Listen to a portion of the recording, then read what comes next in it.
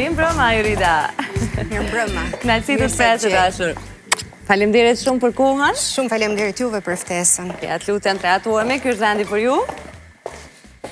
Të kemi shpesh në Kosovë? Më keni se jam duke ju dasht fort, po duket.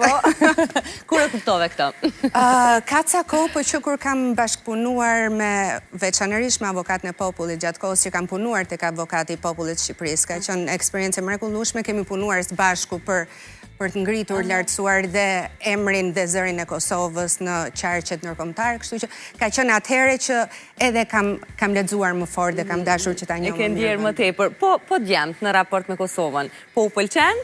Djem, po më thonin i pyeta, po ju pëlqen më shumë Tirana apo Prishtina, dhe më thanë Prishtina. Dhe kjo është e vërteta. Më thanë Prishtina, e pyeta pse, më thanë për njerëzit, patëm ca eksperjenca shumë interesante. Djen audesh që të komunikonim dhe me policinë rrugore, një eksperiencë e bukur. Dëgjova për rastin e më erdhi shumë keq. Ishe rrugës për tek ne, Ishte thjesht isha nis për ju, mirë po nuk arrita dot, dikush më fshiku nga pas edhe na u desh që ta sqaronin. Po, ja, qëndruam sot edhe gjithçka, jo, absolutisht asgjë. Mirënjohje dhe falënderime për autoritetet. Pak ters, po, shpresoj që të mos janë ato gjërat që mbajnë mend. Ka kaluar kështu me lehtësi falëndime të mëdha. A je gjithmonë me djem? Pra sa e ke të rëndësishme që edhe kur bën punë, ose edhe kur je në ditën tënde me plot angazhime, të paktën të jesh në kontakt me ta. Patjetër, është e nevojshme, unë gjithnjë kam pasur atë lloj marrëdhënie. Fatmirësisht jam e qetë sepse djemt shkojnë në shkollë që janë një pjesë konsiderueshme të kohës atje, por është ime më, të cilës jam mirënjohëse pafund që është e kudo gjendur dhe e gjithmonë gjendur, bashkë me time motër, një grua që po ashtu më ndihmon, dhe unë që bëj këtë pjesën e monitorimit të sipërm për të para po shkojnë gjërat në rregull. Kur fëmijët janë pranë gjyshes, asnjëherë nuk ka dilema për rritjen e tyre. Aty marrin dashurinë më të madhe. Kjo është, të themi kështu pas një diskutim. Arriten më pa gabime, le të themim, në tonjza, fëmijët që rriten nga një nën psikologe, apo nuk ekziston e përkryera edhe është vështirë që të bëhet kjo. Nuk e di, nuk do thoja, mund të jemi ne të fushës pak më të vëmendshëm dhe më të kujdesshëm, por sigurisht jemi njerëz prej gjaku, prej mishi, prej kockash, kështu që sigurisht që janë momente të cilat kërkojnë një lloj reagimi disi njerëzor përveç atij të kalkuluar, të menduar. Dhe them që ka ca benefite, po dhe të di shumë ca herë nuk është fort mirë, ndonjëherë gjërat i duhen lënë dhe spontanitetit. Ajo që kam kuptuar unë është që populli është shumë i zgjuar. Dhe ato gjërat, ato shprehje të popullit, gjithnjë janë ato më të vlerat. Edhe shkenca rrotullohet nga rrotullohet, po prap tek ato fjalë vete. A ka faza kur fëmijëve, djemve në këtë rast, i ka bezdis pak kjo ana jote, kjo nuhatja jote e profesionit, edhe me rastet kanë thonë, o mam, po mos na bë psikologën. Ata janë vegjël, njëri është 11, tjetri është 9. Edhe nuk është se kanë pasur fort të qartë konceptin e psikologës, këto le të themi 6 muajt e fundit deri diku e kanë kuptuar. Edhe jo, më tepër e vlerësojnë, e dinin që mamaja ishte disi e njohur, po nuk e dinin se për çfarë. Mendonin që është e njohur se del në televizor, kështu që nuk ishte fort e lidhur me. Se kanë pas Jo, se kanë pas atë ndjesi. Okej. Jeni e rrethuar prej vitesh, pra përmes punës që bëni me njerëz dhe me situata prej më të ndryshme. Pra, vini nga ato fushat ku i njihni njerëzit në rrethana, si me thanë, më të sinqerta dhe më të vështira më komplekse. Kjo besoj më jap drejtën ta marr kështu një mendim për nënat shqiptare. Ku mendojnë se kanë pikën më të fortë nënat shqiptare, bazuar në krejt rrethanat, bazuar në shoqërinë tonë. Pra qa konsideron nga ajo që ti ke parë në kontaktet me gratë, me njerëz që mund të njohësh? Nuk do të ndaja aq fort në nënat shqiptare, sepse janë nënat me karakteristikat e nënës kudo. Mua më është dashur më tepër të punoj me kolege dhe njerëz të fushës, të cilët kanë qenë të Europës dhe të Amerikës Veriore. Dhe nuk është se në thelb kam vënë re ndonjë lloj ndryshimi në atë qasjen që mund ta vësh re edhe tek Luani me klyshtë e vet, apo dhe tek kafshët, tek instinkti prindror. Tek instinkti, piksa jo. ajo çfarë mund të karakterizojë disi nënat shqiptare, që mund ta vëmë re neve më tepër, ndoshta edhe sepse njohim më tepër kontekstin kulturor dhe social, është shpirti i sakrificës. Domethënë, një sakrificë e cila shkon përtej limitit deri në vetë mohim, në një mas të konsiderueshme dhe që shkon në të përkundërt në fakt të asaj që do duhet ishte esenca. Sepse nëse sakrifikon gjatë gjithë kohës, diku vuan, diku akumulon, diku frustrohesh, e të tëra, dhe nuk i vë aq kohë vetes sa çdo duhet që t'i vije për të qenë, le të themi, në një funksion më të mirë dhe në një marrëdhënie më të natyrshme me të tjerët që tretojnë. Je duke vuajtur në një mas të madhe. Këtë unë vëre më tepër ke nënat shqiptare, po ato të brezit 35 e lartë. Këto të tjera duket sikur e kanë modeluar disi. Okej, kuptova. Si e ke përzgjedhur psikologjinë? Ka qenë diçka e natyrshme apo ka ardhur në një pikë të jetës tënde ku e ke parë pak si ndihmë për veten apo thjesht ke buron prej shumë më herët para se të vi momenti për ta zgjedhur si me studentët dhe kolegët kam vënë re që prirja kryesore është ndë një problem i vetes që i kanë nxitur më tepër që të lexojnë për ta përballur më mirë situatën. Në rastin tim s'ka qenë kjo. E vërteta është që kishim filluar aso kohë filmat me psikolog, ku shtriheshin në një krevat dhe ti dhe shihje që dikush i psikologjiste, i kuptonte, bënte ca lidhje, dhe mua mu duk shumë mirë se si gjë. Aso kohë kisha tendencën, prirjen unë më tepër ndaj të drejtës ose ndaj psikologjisë, kisha ndarë mendjen. Dhe kam konkuruar vetëm për psikologji, fitova, vazhdova, ishim praktikisht të parët e brezit të ri, të parët në psikologji në fush, edhe një pjesë e jona unë mbajt me një herë edhe pedagog, patëm këtë fatin që të dilnim dhe në televizor shumë herët, aso kohë ka qenë vetëm televizioni shqiptar, kemi pasur mbështetjen e pedagogëve tanë shumë aso kohë, trajnime që kur kemi qenë student, mbaj mend për shembull gjatë luftës në Kosovë me personat që erdhën në Shqipëri. Ne ishim ata që mund t'i ndihmonim dhe mbaj mend bashkë me disa bashkë studente na kanë trajnuar kështu shpejt edhe na hodhën ande nga liçeni mbaj mend, ku ishin vendosur çadrat për të punuar të paktën për të qenë aty prezent, për të ofruar diçka nga çfarë mund të ofronim nga shpirti ynë, se ende se kishim marrë ato teknikat apo s'dinim mirë se çfarë mund bëjnë në situata emergjencash. Dhe ishte një situatë shumë e rëndë mbaj mend. Ishte shumë e ngarkuar. Ne si ishim të përgatitur edhe shpirtërisht vetë, ato makabritete që ishim duke dëgjuar, s'dinim dhe se si trajtonim, edhe kemi bërë edhe gjëra që normalisht nuk do duhet i bënim. Një start i vështirë, se çdo kush do donte të niste pakës më lehtë. Pak më butë, po. Ne po punonim aso kohë me gratë e dhunuara, të përdhunuara dhe ishte një situatë shumë e vështirë. Edhe me vajzat reja të cilat ishin shtatë zënë, apo që kishin parë me sy gjëra që s'do duhet në faktik shikonte kurkush. Është hera e parë që flas për këtë çështje në televizion, tash po kujtohem. Dhe edhe po më dridhe dhe zëri se mbaj mend dy prej atyre vajzave kam kontakte sot e kësaj dite, më shkruan herë pas here dhe jam shumë e lumtur që kam ndihmuar pakës, shumë pak, po ndoshta thjesht me prezencë besoj aso kohë.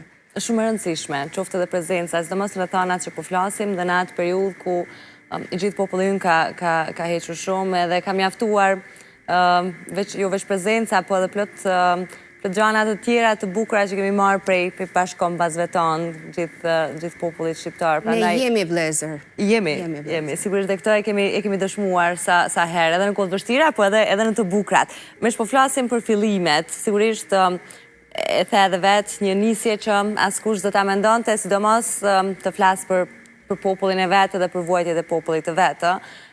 Me kalimin e viteve, nuk dyshoj që ka ndodhur edhe rritja profesionale juaja, duke u ballafaqu me situata më të ndryshme, me eksperienca të ndryshme ndër vite. Ku e ke parë veten më të rritur profesionalisht? Pra në çfarë, në çfarë rrethona edhe në cilin drejtim që ke qenë duke punuar? Aty ku kam mundur të sjell ndryshim pozitiv. Veçanërisht në hapat e parë, Ajo që ndodhë është që je shumë i përqendruar ke vetja, ti je me klientin përballë, kliente quajmë ne, po je me personin përballë. Dhe je duke u përpjekur të japësh vëmendjen maksimale që të kuptosh si janë rrethanat, që të dish se si të funksionosh dhe çfarë të bësh, dhe ndërkohë je duke menduar si jam, si po dukem, apo që është mjaftueshëm, po kjo heshtja u bë shumë e gjatë, mos duhet të them diçka tani, po më pyet për veten, a duhet ndaj gjë nga vetja, sa si qysh kur a mund të ta zgjas pak më tepër seancën, a mundet që ta shpejtoj? Do me thënë, në këto rrethana ti je gjithë pyetje dhe janë pyetje që zakonisht nuk i merr në shkollë. Dhe në aso kohë nuk e kishim luksin e praktikës. Ishte ajo që ju thash. Mbaro shkollën, futun punë, ato gjërat që dalin edhe jepi drejtim. Edhe pedagogjia, po ashtu, ishim duke u dhënë mend studentëve me cilët kishim 2 vjet, ndoshta 1, ndoshta barazim në vite apo edhe më të rritur, po kaq diferencë praktikisht, ndërkohë që ishim vetë pa eksperjenca jetësore dhe ajo në më të mirën ajo që bënim ishte që përsërisnim ato që kishim lexuar në ato fillime. Po momentet më të ato që i kam ndjerë vërtet si momente me vlerë kanë qenë ato ku kam arritur sa do pak të krijoj atë momentin ku personi do të merrte rrjedhën e duhur dhe nuk bëhet fjalë për një zgjidhje problemi, bëhet fjalë më tepër për të fuqizuar veten në mënyrë që të dish se si të përballosh situatat e vështira. Një nga më të mëdhenjtë e fushës son thot kur vjen klienti dhe me të vërtet mund t'ja kenë fajin të tjerët për gjithçka. Për gjithçka. Gjithsesi 1% të fajit e ka dhe ai dhe ajo që duhet bërë është le të merremi me atë 1% që mund të ndryshojmë, se pastaj të tjerat mund të vinë në efekt zinxhir dhe të ndryshojnë dhe të vinë gradualisht aty ku duhet janë. Merr shpesh nga këto mesazhet ose çfarë ndjesie të japin ato mesazhet falenderuese ku thon falte jam sot ky që jam, kjo që jam, falte kam kalu këtë situatë, nuk po i ndjej më ato. Jo, t'ju them të vërtetën, mua këto lloj mesazhesh më vën në siklet, sepse më vën sepse e di që të tërë përgjatë thuajse çdo dite na bie që të kemi oscilacione edhe në humoret, në takimet, në njerëzit, në energjit, në frekuencat me cilët bashkëpunojmë. Kështu që kur marr këto mesazhe pozitive më duket vetja sikur jam në borxh ose më ndihem në borxh dhe duhet të mesazhe veçanërisht falenderuese vinë për fund vit. Jam kaq në siklet, jam duke fshirë pantallonat. I ke rishtat që i ke provuar. Janë kaq të dashura sa mua më duhet të ri një kohë të gjatë për të menduar se si të përgjigjem. Pa ajo që është e rëndësishme, veçanërisht për njerëzit që kanë ardhur në klinik. I mbaj mend të tëra në gjithë shka që kemi diskutuar, sepse ka qenë fokusi atje.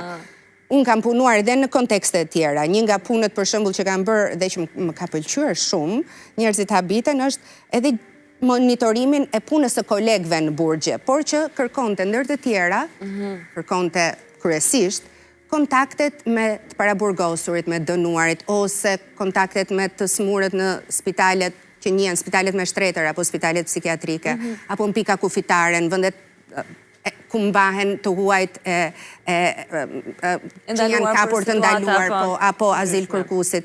Pra, me shumë njerëz, me shumë situata, me shumë probleme dhe a është e vështirë, duke i majtë gjithë këto në mendje, duke i kujtut se cilin nga rastet edhe se cilin nga figurat, a është e vështirë mos me i marë në shpime vete më pas? Se jemi njerëz, e the edhe në fillim, a? Ajo vjen me kohën, po jo për të tëra rastet. Janë ato që të nguliten fort edhe së të lëshojnë ndonjëherë edhe të vinë edhe në ëndër. Po, patjetër që ka raste që të ngarkojnë, sepse është quhet në termë transferencë, kundër transferencë praktikisht, po do i marrësh, nuk e çfarë bën. Edhe mjekët që duket sikur kanë vendosur. Çfarë ndodh në këtë raste? E bëj shpesh këtë pyetje sidomos kur kam edhe psikolog përpara. Ku konsultohen psikologët? Ose në raste të tilla kur ndihen të ngarkuar, vizitoni dhe ju një psikolog? Apo me përvojën e juaj arrini ta t'i kaloni vetë? Si rregull është që ka ca rregulla se si duhet mbajtur, le të themi, higjiena mendore për psikologët. Janë të përcaktuar edhe në kodin e etikës. Po veçanërisht kur është në kontekste klinikash, janë këto takimet që bëhen në grup, ku diskutohen në rastet edhe ndër të tjera bëhet edhe shkarkimi I emocioneve negative apo përballja me këtë fenomen në shterjes. Unë nuk kam bajtur në psikolog, por kam komunikuar me kolege psikologe, mjeke psikiatre që I kam shumë mike, të cilat I besoj po ashtu, kur kam pasur rastet vështira, po kur kam pasur dhe momentet vështira në jetën time dhe është gjë e dur për të bërë. Më përmendu më herë televizionin, dhe daljet në fillim, po ashtu, edhe krejt në fund, së fundmi, pra ke qenë pjesë e televizionit për mes një emisioni me plot goca dhe gra, si e përjetove si eksperiencë. Dhe sa herë që e bën televizionin, atë shtohet më shumë e dëshira të jesh më prezente? Të pëlqen si gjësi? Emisioni Goca dhe Gra ka qenë një periudhë pak të komplikuar për sa I përket situatës familjare. Kështu që ka qenë një eksperiencë e bukur, po unë nuk e kam shijuar aq plot sa do kisha dëshirë që ta shijoja, sepse ishte një ambient interesant I këndshëm në atë që unë e konsideroj gati familjen, Top Channel, që praktikisht janë njerëz me cilët kam kënaqësi edhe të shkëmbej një muhabet edhe në kohë të lirë. Dhe ishte një eksperiencë e mirë, po eksperiencat mira janë edhe kjo këtu. Unë jam falenderuese që më keni bërë pjesë, më keni ftuar. Donë se s'di asnjë nga pyetjet që më bëni. Kjo është e bukur, a? Deri tani po kalon mirë, shpresoj, a? Po, jeni shumë ikpritse. Mirë, mes përmendëm televizionit, dua pak shkurt për të po mundohem t'i mbledh të gjitha ato që kemi hulumtuar për ty e t'i flasim, kur jemi të televizioni, ke qenë pjesë edhe e asaj që viteve të fundit për të gjithë shikuesit kam një vëmendje shumë të madhe, si që janë reality show, si që është Big Brother në këtë rast. Ke qenë si psikologe aty? Vazhdoj të jam. Vazhdon të jesh, okej. Këtë se dija që vazhdon të jesh. Si ma përshkruan, ku është e bukura dhe ku është vështërsia? E bukura si eksperiencë më vete? A është më ndryshe? Apo për ty është njëjtë si çdo seancë tjetër, apo si çdo... Jo, s'është një lloj, nuk është një lloj, jo. Është shumë eksperiencë e bukur, mua më pëlqen. Më pëlqen sepse më bie rasti të takoj njerëz që në rrethanat të tjera ndoshta dhe s'do t'i takoja. Dhe I sheh ata në momentet më të mira tyre dhe në brishtësitë e tyre, dhe je pjesë e një gjëje e cila diskutohet. Tani, ka të mira dhe të këqija dhe veta kjo punë. Ajo që bëjmë ne, do ta tregojmë çik si proces, sepse është edhe reagimi I publikut shpesh është shumë interesant në lidhje me Big Brotherin. Ajo që bëjmë ne, si rregull, është me të tërë banorët bëjmë takime të zgjatura gati 1 orë e gjysmë, 2 orë. I bëj unë, po janë edhe pjesa autorëve, unë po flas për pjesën time. Takime fizike? Takime fizike, përballë, ku në bazë të informacionit të grumbulluar, atij që është online, por edhe kontaktit fizik që vendoset, përgatitet ajo gjëja që ndihmon në shkrimin e një raporti për personin, për të kuptuar pikat e forta, pikat e dobta, ato situata me cilat mund të na duhet që të merremi, sepse mund të preken disa butona gjatë kohës që banorët do jenë brenda në shtëpi. Kështu që bëhet ky vlerësim I parë, bëhet një vlerësim tjetër pak para se të hynë aty kur janë në hotel, të izoluar, dhe më pas me të tërë këta është mundësia që të takohemi brenda në shtëpi. Ne takohemi fizikisht, unë me banorët, gjithmonë. Takohemi fizikisht, jemi përballë, sigurisht që shtëpia është totalisht e monitoruar, por asnjë nga ato gjëra që ne diskutojmë, apo gjërat që themi dhe bëjmë, nuk dalen. Janë absolutisht atje mes nesh. Është në një farë mënyre momenti I shkrehjes, I shfryrjes, apo ajo valvula e çlirimit, që ti ke kur je 24 në 7, të duhet edhe një vëndje, ua them shpesh, shiko, mua më hecën ajo gjëja ime, po kur ti është brenda një nga ato momentet që mund të shfrytëzosh është edhe të kërkosh që të takohesh, unë s'jam brapa derës, siç jam sot këtu, por gjithsesi krijohet mundësia dhe kanë mundësinë edhe po të duan të vinë të ulen dhe të rinë dua të ri ose dua të bërtas apo me këtë mundësinë që të mos dalin kamera. A bën më të vështirë sepse aty shumica prej tyre, pra që flasin dikush më shumë e dikush më pak, e ka edhe një, pra janë personalitete të famshme. Edhe kur hynë të monitoruar edhe kanë edhe këtë barën e se si po duken nga jashtë. A ta bën kjo më të vështirë procesin apo takimin me ta? Jo, ma bën më interesante. Shiko, unë jam njeri dhe kam preferencat e mia dhe sigurisht që I ndjek edhe mund t'jetë dikush për shembull që unë e kam ndjekur, e kam adhuruar më parë, apo s'kam pasur mundësinë të takoj dhe e takoj atje dhe sigurisht që është kjo ngarkesa, le të themi, paragjykimi pozitiv nëse doni ta quani, është i bukur, por është i momentit parë. Më pas marrëdhënia më tepër se sa profesionale zhvillohet në një marrëdhënie të ngrohtë, ku ne fitojmë besimin e njëri tjetrit. E di çfarë, gjëja që unë u them atyre shpesh kur u bë këtë prezantimin që tani do bëjmë këtë gjën, kufinte konfidencialitetit janë këta, kur u tregoj rregullat e asaj çfarë unë jam kjo e këto gjërat më radh, u them dhe gjithmonë, konfidencialiteti këtu është i kufizuar. Ajo që mund të bëj unë është që nëse gjatë bisedës që do bëjmë bashkë, më diskuton në lidhje me ndonjë gjë që pastaj bëhesh pishman që e ke thënë, ma thuaj që unë mos ta bëj pjesë të raportimit. Këtë gjë unë mund ta bëj dhe të tërë, po t'i vësh re dhe unë e kam dhe për kënaqësi tani që ta vëre, bëj një lloj vështrimi që ta ngeli të them unë në një orë e gjysmë diçka dhe të tërë absolutisht. Përfundojnë duke bërë. Përfundojnë duke thënë diçka ose disa gjëra të cilat bëjnë këtë më mirë mos ta diskutojmë, mos ta përfshim. Kjo edhe krijon një lloj marrëdhënie midis nesh edhe e bën gjën që të funksionojë dhe brenda. Dhe ka banor të cilët e kërkojnë thuajse një herë në javë apo dhe më shumë.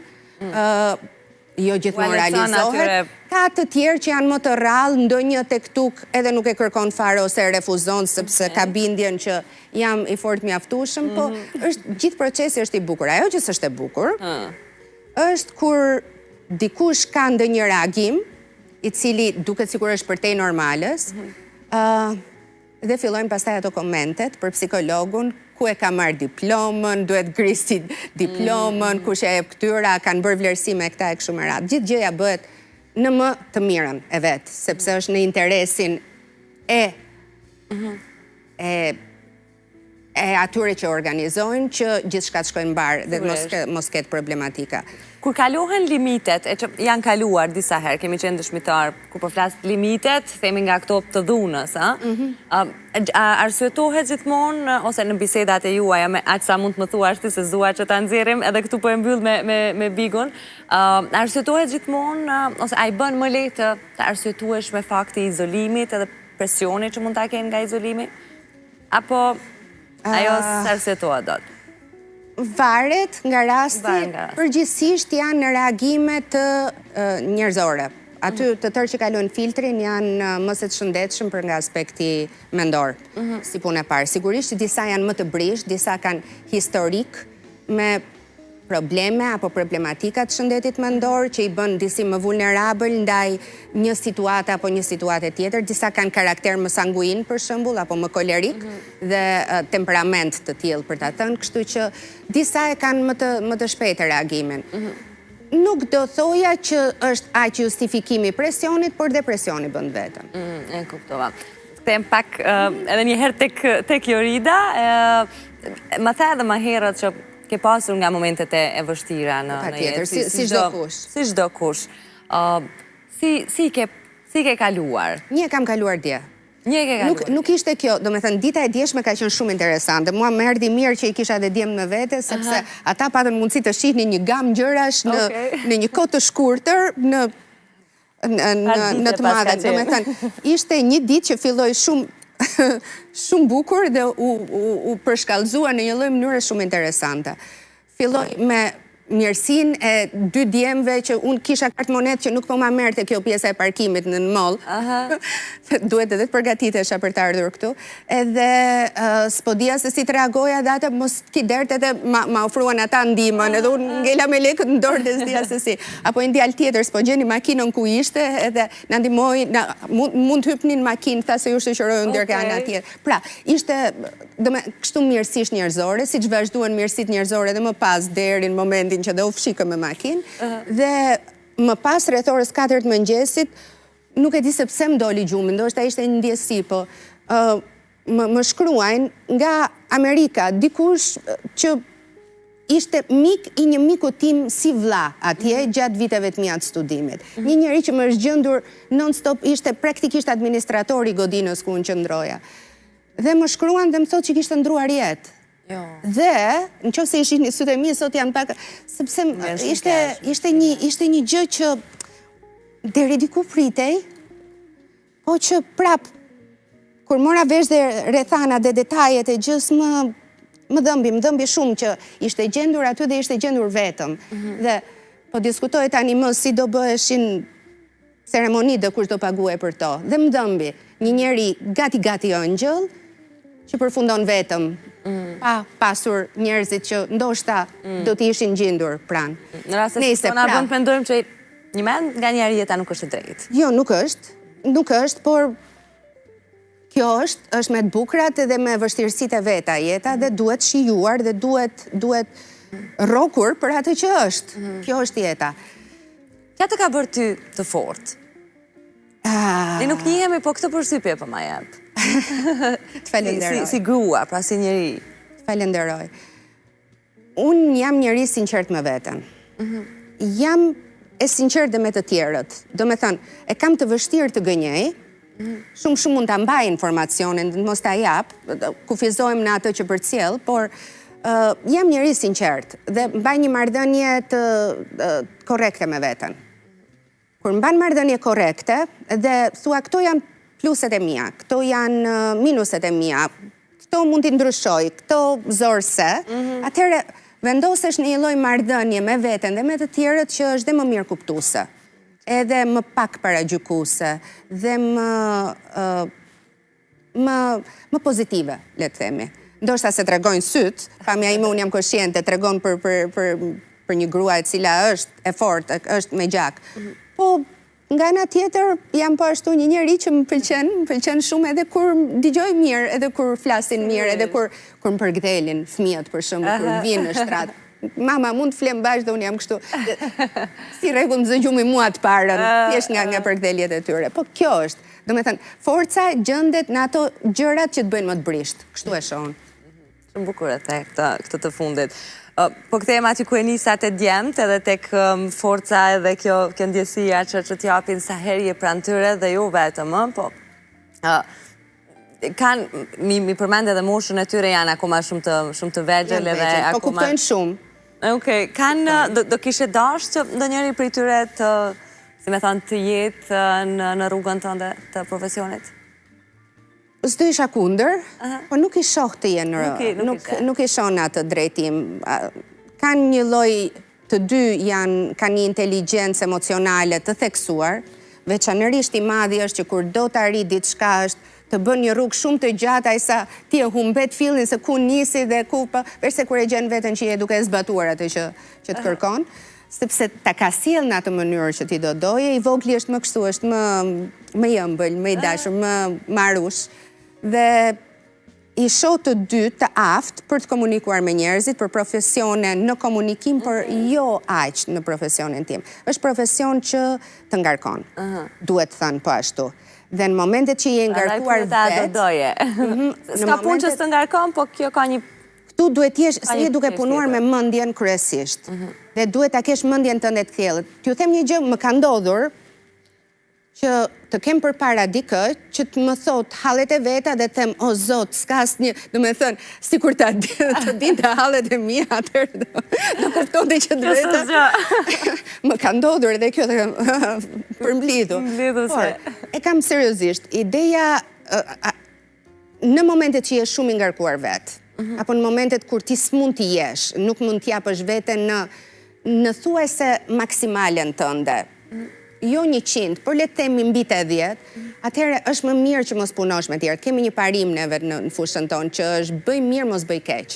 Momentin që ti e di që nuk je në gjendje për ta bërë atë punë, më mirë mos e bëj se bën dëm. Bën dëm dhe nuk bën dëm vetëm tek personi. Bën dëm dhe ke vetja jote, bën dëm dhe ke profesioni, sepse ju humb vlerën dhe besimin që kanë njerëzit. Krijohet një imazh tjetër. Jam nga fundi dhe me që jemi në fillim të vitit, doja shumë që ta marrë edhe kështu si mesazh për qa do ju thojë Eurida gjithë njerëzve, gjithë neve, që duhet të shkruajmë, si me thonë, në faqen e parë të 2026-ës.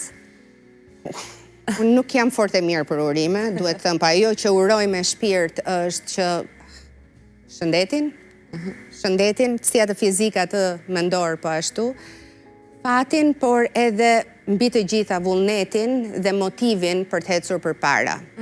Për të kaluar momentet e vështira dhe për të kërkuar ato të bukrat. Shumë njerëz tani e përdorin Instagramin apo TikTokun për arsye të ndryshme, po ka ca faqe që të ndihmojnë, të bëjnë edhe kështu vetë ndihmë. Dhe nëse vini re, janë shtuar këto faqet që flasin për përcjelljen e energjisë, apo për atë që kërkon, ajo që e tret, ajo çfarë manifeston, duket sikur është rrokur nga njerëzit në përgjithësi, po janë vërteta, kanë filluar të tani më jo thjesht si na e merrte mendja ne, por edhe të provohen në nivel molekular, që janë vërteta. Nëse ti je duke thritur për mirë, je duke i parë gjërat pozitivisht apo do të shohësh pozitiven, gjasat janë që gjëja të kthehet në atë lloj mënyre, sikurse kur je duke folur me dikë dhe e sheh dhe e vlerëson si pozitiv. Momenti, mundësia më e madhe është që dhe tjetri të përgjigjet në atë lloj mënyre se ashtu je duke nxitur që të flasë. Kështu është dhe natyra, kështu është dhe fati shpeshherë. Kur jemi më pozitiv, më optimist, jemi dhe më të guximshëm, edhe i shkojmë një rrugë e cila na hap mundësi të reja. Kështu që unë do thoja që të mbështeten, do t'i uroja shumë motivim dhe guxim për të ecur përpara dhe për të kaluar momentet e vështira, për të thritur ato momentet e bukura, për t'i kërkuar, për t'i nxitur, për t'i kapur. Dhe ti më thu që si e mirë me urimet. Nuk ishte në ose ndoshta. Më dhe prej tash të një lloj kështu motivimi akoma më të madh. Dashur, ke shumë kënaqësi të njësë, po Arit, faleminderit shumë për kohën.